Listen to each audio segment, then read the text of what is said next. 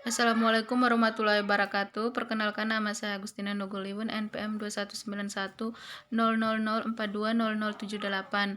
Di sini saya mau mempresentasikan tugas UAS saya pada mata kuliah pasar modal.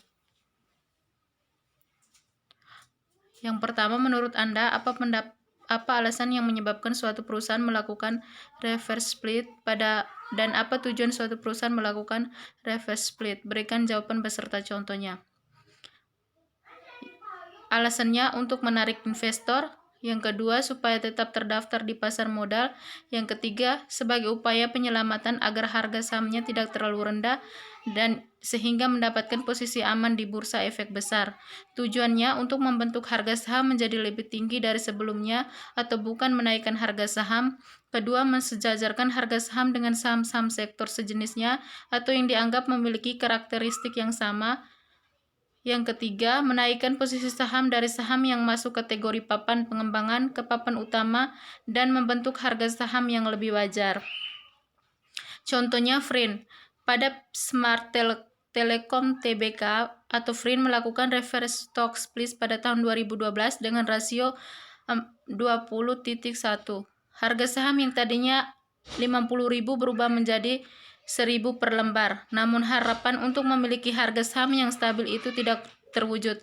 Setelah 3 hari diperdagangkan dengan harga baru, harganya langsung terjun bebas ke Rp108 atau mengalami penurunan hampir 90%.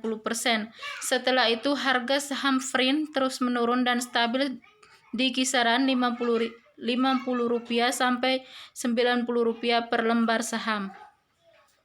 Yang kedua, risk dan return selalu saja memiliki keterkaitan yang kuat. Semakin tinggi risk, maka return juga semakin tinggi.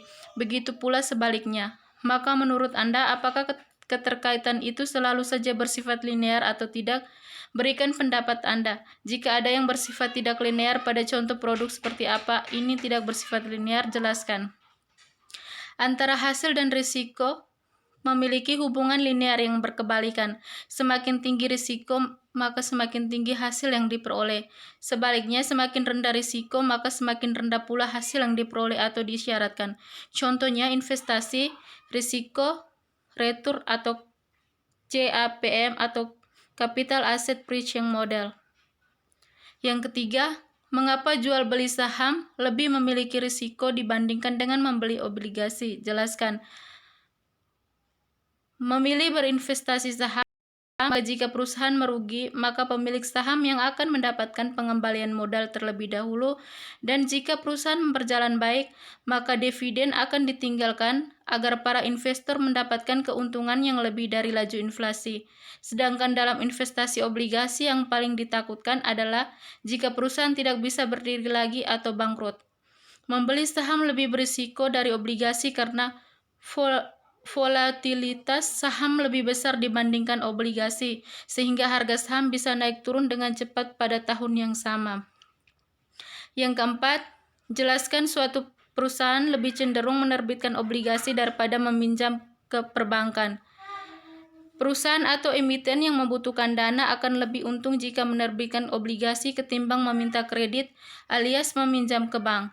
Karena dengan menerbitkan obligasi, perusahaan bisa mendapatkan modal dengan jangka waktu pengembalian 5 tahun. Sedangkan jika meminjam dari bank, pengembaliannya sekitar 1 tahun. Hal ini membuat struktur permodalan emiten lebih leluasa untuk mengelola investasinya. 5. Informasi yang diterima oleh investor selalu saja merupakan informasi dari catatan masa lalu yang kemudian dipakai sebagai alat analisa dalam melihat kondisi dan memprediksi apa yang akan terjadi di kemudian hari. Jika ini kita jadikan alasan, artinya investor tidak pernah memiliki keakuratan dalam setiap pengambilan keputusan.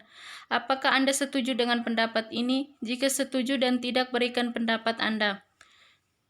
Menurut saya setuju dengan pendapat ini karena jika seorang investor mengambil keputusan dengan menganalisa informasi di masa lalu, maka mungkin seorang investor bisa mengambil keputusan yang lebih baik lagi. Misalnya pendapatan perusahaan di masa lalu lebih sedikit atau kurang, maka dengan itu seorang investor bisa lebih hati-hati lagi dalam pengambilan keputusan.